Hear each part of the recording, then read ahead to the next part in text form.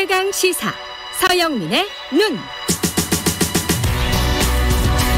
네, 서영민의 눈 시작합니다.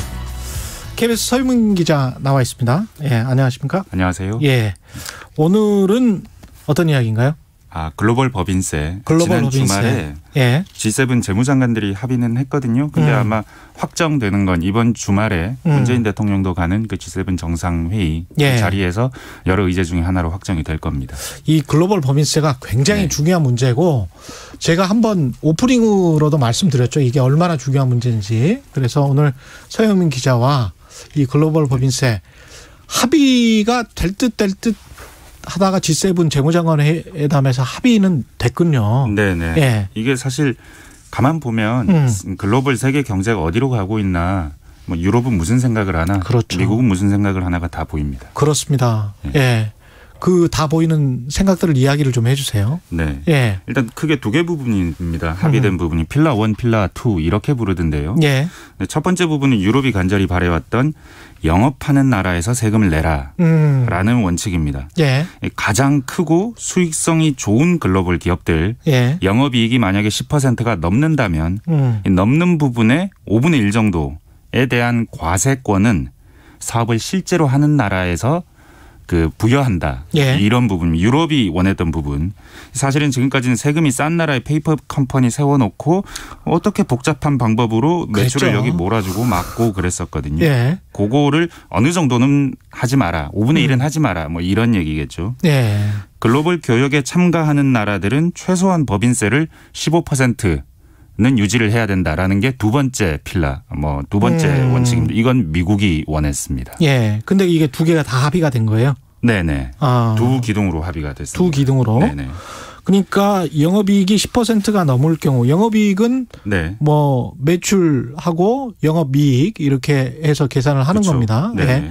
매출 대비해서 계산을 하는 건데 그러면 이게 회계를 정확히 해서 그 기준 가지고 2021년 같은 경우는 2020년 거를 과세를 하게 되겠군요. 네. 이게 예.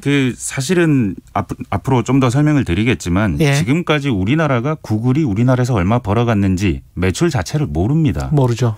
예. 애플도 모르고 아마존도 모르고 다 몰라요. 다 섞여 있잖아요. 이게 지금 예. 5분의 1에 대한 과세권을 준다라는 그 자체가 중요하다기보다는 앞으로는 그걸 알 수 있게 될 가능성이 있다. 그렇죠. 그게 중요합니다. 예. 이게 100년 만에 합의인 이유가 예. 가장 돈 잘 버는 기업들, 지금 여기 대상이 될 기업들 다 미국 회사들입니다. 예. 애플, 구글, 아마존, 페이스북, 예. 마이크로소프트 다 미국 회사들이고 이른바 판 기업들 다 네. 들어가 있겠죠. 예. 혁신을 주도하는 기업들인데 근데 이 기업들이 미국만 벗어나면 돈 번 데에서 세금을 잘 안 내요. 미국에서는 냅니다. 예. 근데 이게 어찌 보면 도둑질 같아 보일 수 있는 거죠. 예. 예를 들어 보면 구글이 우리나라에서 지난해 한 마켓 등에서 한 5조 원 정도 벌었을 것으로 추정이 됩니다. 예. 근데 구글이 국세청에다가 신고한 구글 코리아의 매출 2,200억 정도고요. 예. 그래서 법인세는 97억 원 냈습니다. 만약에 5조 원 벌었고 영업이익을 한 20-30% 정도로 가정하면 예. 법인세 2-3천억을 내야 됐었거든요. 그런데 98억? 97억. 97억? 네. 예. 이게 국세청이 더 내라 압박은 합니다. 이거 가만히 보고만 있지는 않는데. 예. 근데 이게 보면 합법이에요.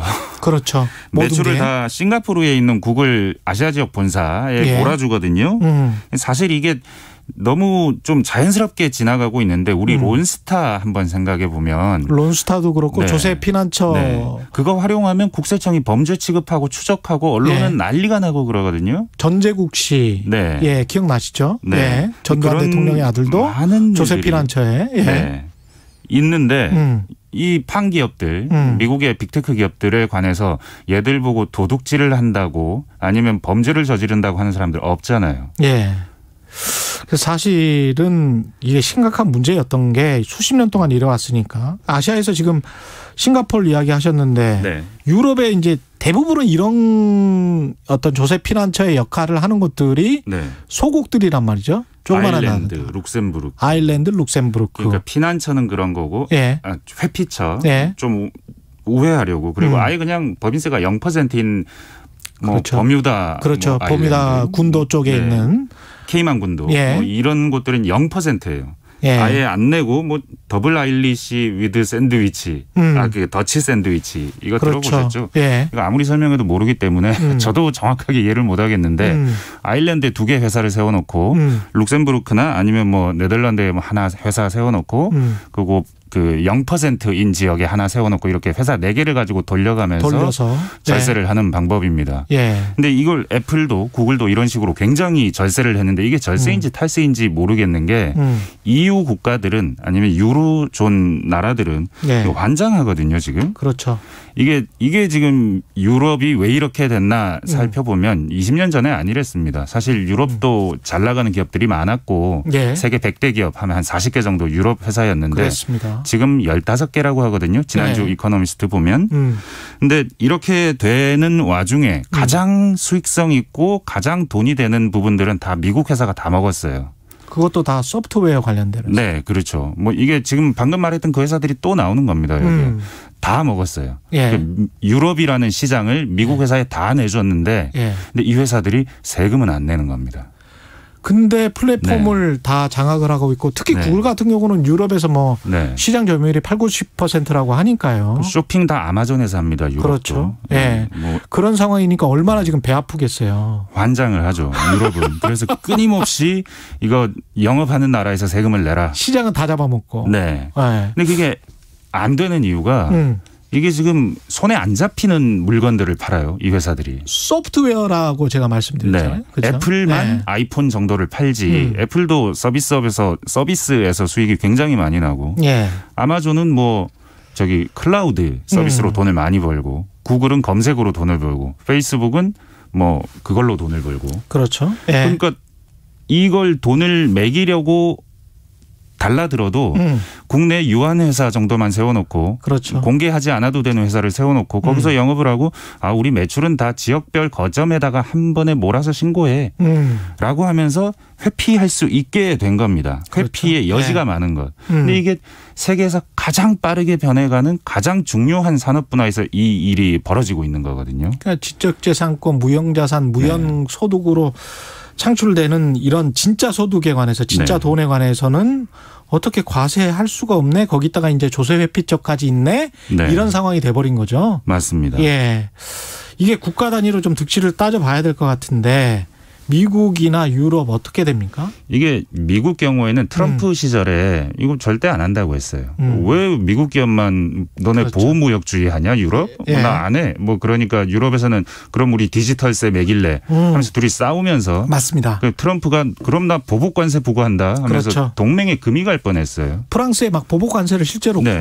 부과하기도 하고 맞습니다. 그랬죠. 예. 이게 디지털세가 참 희한한 세금이거든요. 매출에다가 3-4%의 어떤 세금을 매겨버리는데 이 부가세 같은 형식인데 법인세를 못 매기니까 이걸 매기고 그랬었던 거거든요. 그렇죠. 그런데 어느 순간 이게 크게 바뀌었습니다. 코로나19가 나오고 바이든이 등장하면서. 바이든이 대통령이 되고. 네. 매출에 3-4% 매기는 거하고 아까 말한 것처럼 영업이익의 한 5분의 1 정도는 네. 내라라고 하는 거하고는 큰 차이죠. 사실은 유럽 입장에서는 돈 번 거죠. 네. 아니 미국 입장에서도 돈 번 것이고. 그래서 네. 그 지금 그 빅테크 업체들이 그렇게 막 화를 내지 않습니다. 이 합의가 나왔는데. 여튼 이거 그 워낙에 돈을 많이 썼잖아요. 코로나19 상황에서. 그렇죠. 네. 다들 이제는 그걸 증세를 해야 되는 상황. 거기에 바이든이 등장하면서 바이든은 돈을 더 쓰겠다고 그러거든요. 예. 그러면서 미국 법인세를 올리려고 합니다. 미국 법인세를 올리면 미국에서 떠나면 어떡하나. 그렇지. 조세 회피처로. 그러니 외국의 법인세가 좀 높았으면 좋겠다라는 요인이 생긴 거죠. 저기부터 틀어막고. 네. 우리는 영향 없을까요? 이게 뭐 처음에 트럼프가 주장할 때는 제조업체들도 뭐 다 그런 식으로 하자라고 해서 삼성전자, 현대차 긴장했는데 그렇죠. 긴장했죠. 지금 여기 보면 일단 충분히 크고 영업이익이 충분히 나야 되는데 삼성전자 정도가 해당될 수도 있는데 영향은 크지 않을 테고 우리나라 국세청은 세금을 훨씬 더 많이 거둘 가능성이 높아집니다. 예, 알겠습니다. 마무리 지어야 되겠네요. 예, KBS 서영민 기자였습니다. 고맙습니다. 네, 감사합니다. KBS 1라디오 최근의 최강시사 2부는 여기까지입니다. 일부 지역국에서는 해당 지역 방송 보내드리겠습니다.